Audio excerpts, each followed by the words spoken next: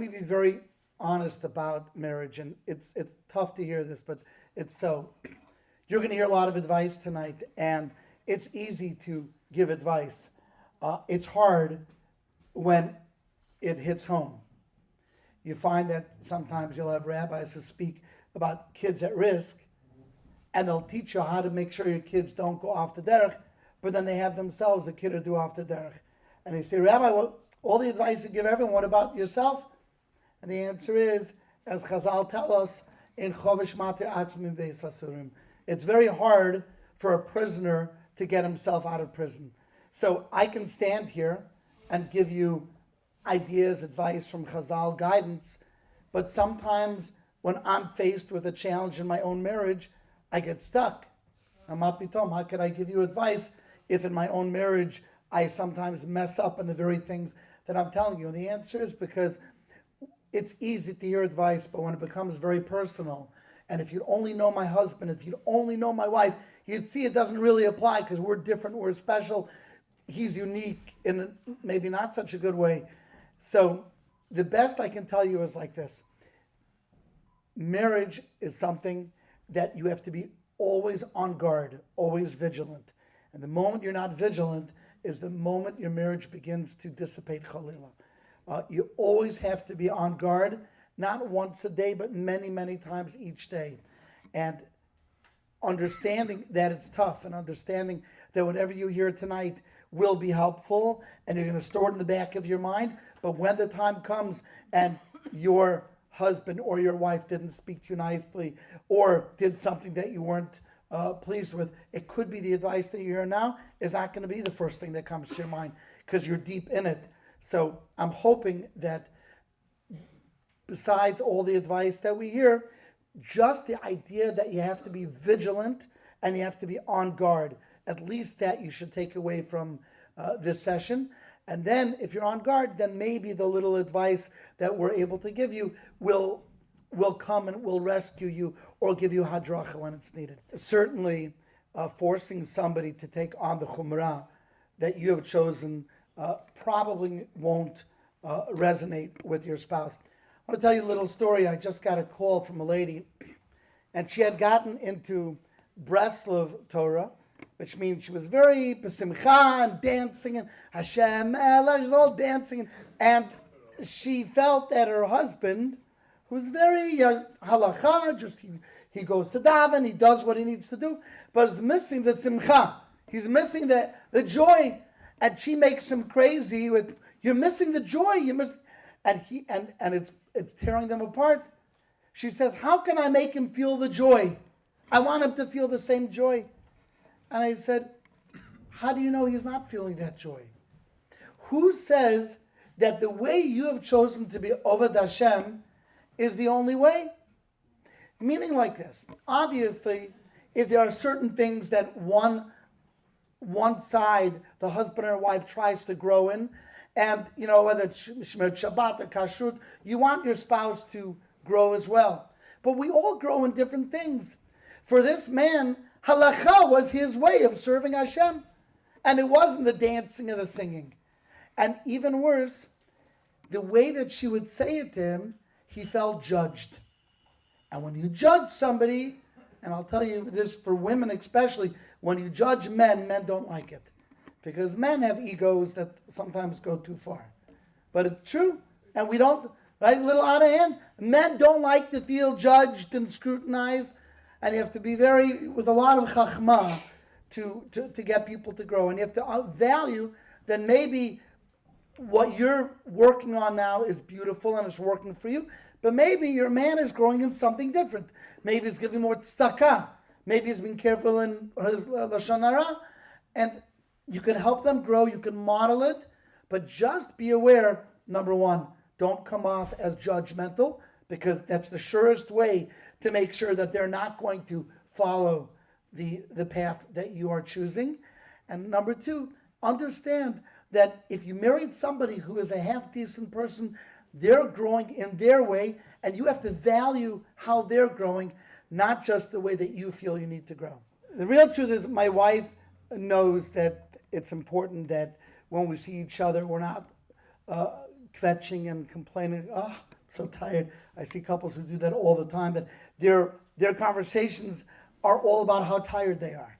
You know what I'm talking about? And what's hurting you, and it's just so unhealthy. So if my wife knows I'll be home that night, I'm back from the road, she always makes sure to take a nap during the day. If you take a nap during the day, right, there's usually sometime the kids are asleep or they're in school. You take a nap, you're a little bit refreshed. Some nights she's just exhausted, and you know what? I get it. We have 11 kids, thank God, though some are now married. But my wife runs a very big ship and big Shabbats and a lot going on. So I don't expect my wife to be grinning, smiling every time she sees me. I don't expect that. However, there's a difference between not smiling with that kind of open smile and acting like a grouch. So you don't act like a grouch because you don't want your interaction with your spouse to be a negative one, because negative interactions build up on other negative interactions and they create bad memories. You want each interaction to be a positive one. But if somebody is tired, my wife sees I'm tired all day long. Would you like a coffee? Would you like a coffee? And I always say yes, because that's the halacha. So I always say yes to coffee. And when I see her, I say, would you like a tea? Would you like to lie down? And we're always looking out for each other. So it doesn't have to be smiles all the time, but there always has to be compassion. I want to tell you something that is so beautiful to understand. It's a Torah idea, and it'll help you make Shabbat beautiful for your family.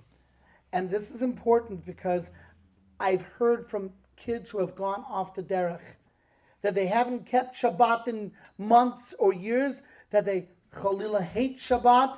They hated growing up with Shabbat. And how does one do it? So we have inside of us a child and an adult. It's a child and an adult. And the adult enjoys certain things, and the child enjoys certain things. Adults enjoy building things. Adults enjoy working towards a cause. Adults also enjoy honor. That's what adults enjoy. What do kids enjoy? Kids enjoy instant gratification and instant pleasure. That's not bad. That's what children do.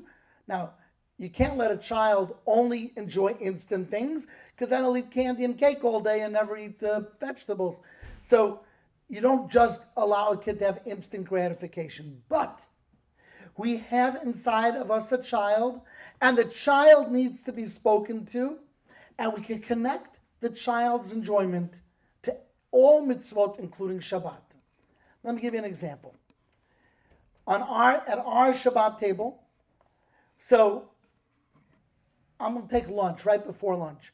Every Shabbat before lunch, we have a gala kiddush in my house. And we serve tequila, not for the kids. And we've got different kinds of cheesecake. And we've got all sorts of other cake. And we've got herring for those who are more Hasidish. We have lots and lots of meats, delicious wines. And someone will say, but that's not Shabbat. That's not spiritual. It's not ruchniyut. That's just gashmiyut. But you know what? The child inside of us will connect gashmiyut with ruchniyut. You know where we know this from? It says, "V'samachta b'chagecha." You should be happy with your chag. And Chazal tell us, "Ein simcha el b'basar v'yayin." How would you become happy? Eating meat and drinking wine. Really? That's ruchniyut? The answer is yeah. If we make it fun for our children with the gashmiyut, like the rabbi was saying, you have the sour sticks and you've got the cakes and you've got the treats. So then they'll connect that in their minds to ruchniyut, like Pavlov's dog. Like, oh, nash, Shabbos cereal, Shabbos nash, Shabbos treats, Shabbos, Shabbat. It's beautiful. It's wonderful. I want to say one more thing and I'll finish with that. That's just in general how to make Shabbat wonderful for your children. Don't ignore the treats. Don't ignore the gashmiut.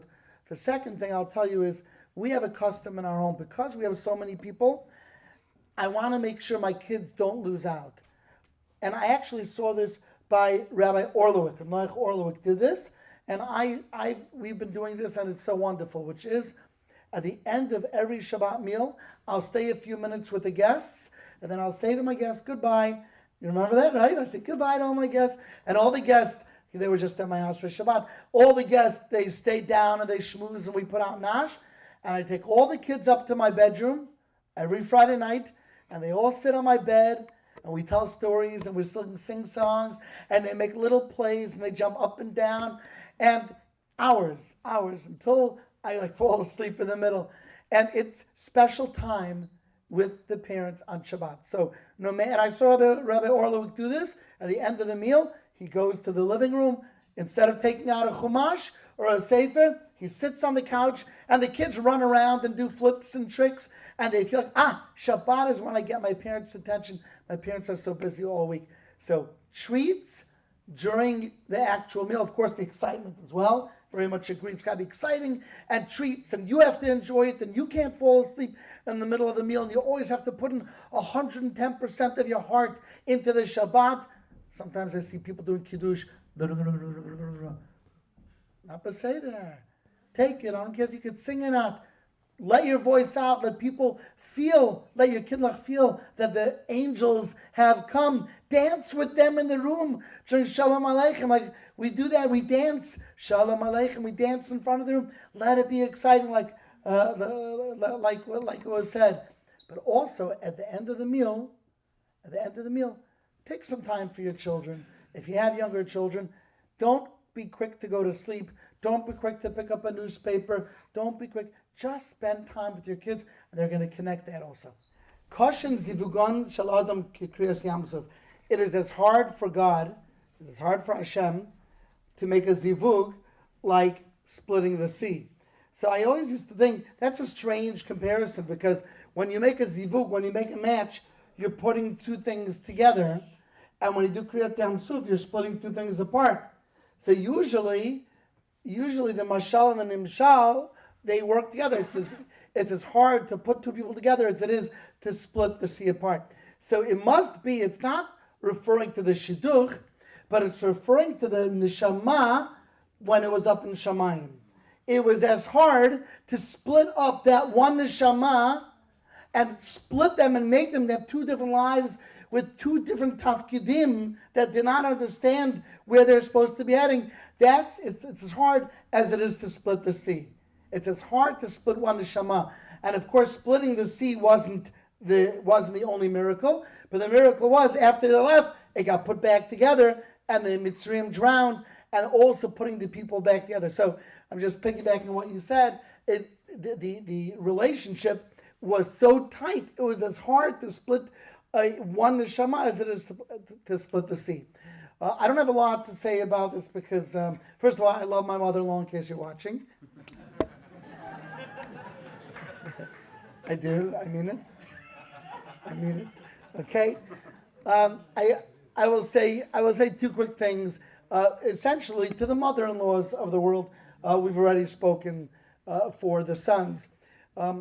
If you are a mother-in-law, back up, please. This is why you want your mother-in-laws watching this.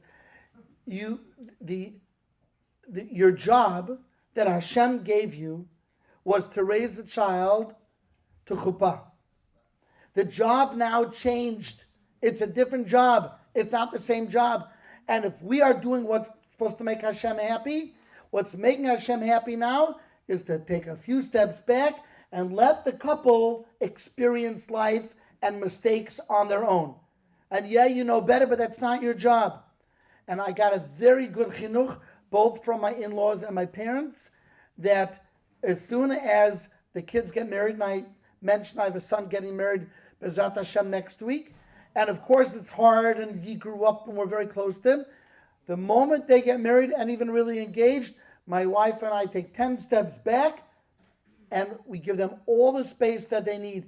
And we never chalila say, well, you've got to live in my neighborhood, you got to live around the block, you're too far away. If they want to live in Australia, I give them brachot.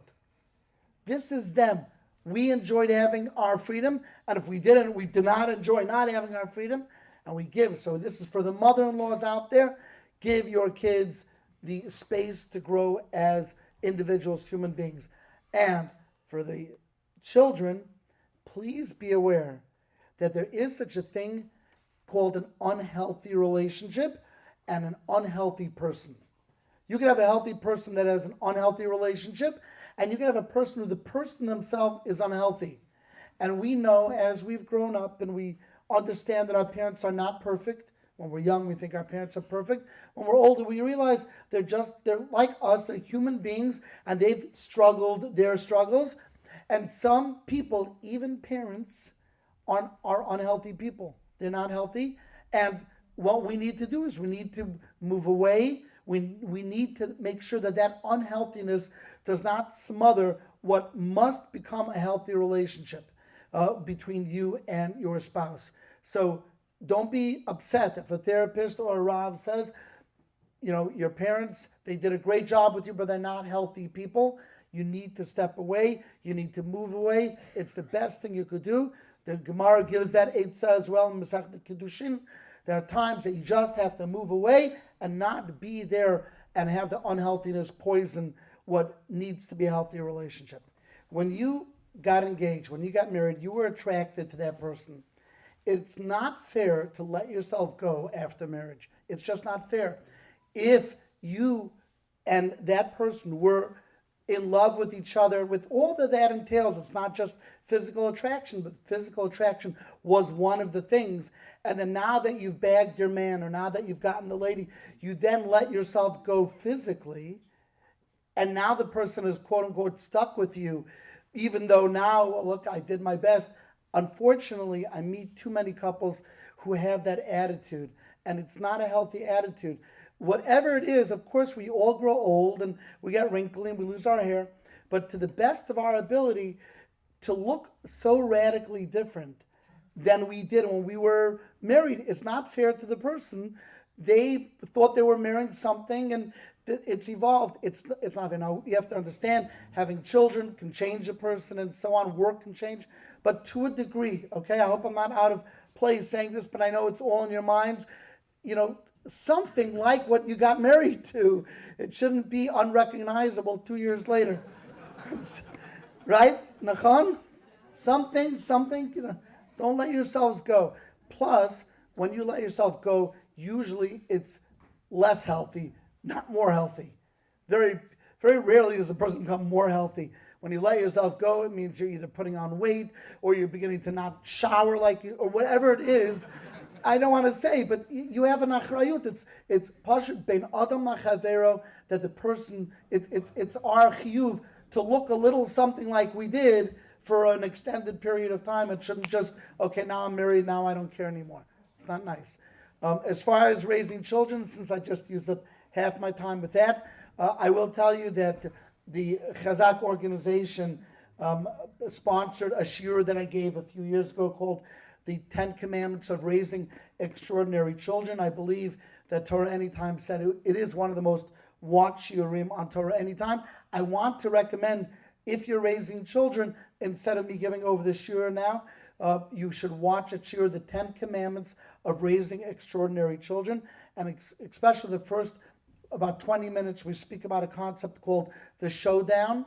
At the end of the day, while in principle we can believe in a strong discipline at time, the reality is that if we love our children and can show them love, then a lot of the discipline goes out the window. And what happens is, and this is a problem, especially with men, not so much with women, but men, we forget that we can physically show love to our kids by hugging and kissing, not just when they're babies, but when they're 7 and 8 and 9 and 10. And there comes a time, you should know, that your kids feel like they're teenagers and then they pull back. Right? They don't want to be hugged. Don't let them get away with that. Keep on hugging them. And they say, stop, I don't want to. No, I'm the Abba, I'm the Ima, I need to hug you. You may feel like it's whatever, like you're too grown up. You're never too grown up for my hugs and kisses. And if you show them that love, they'll break down, they'll feel that connection, and B'ezrat Hashem, you're not going to have to resort to any kind of violence.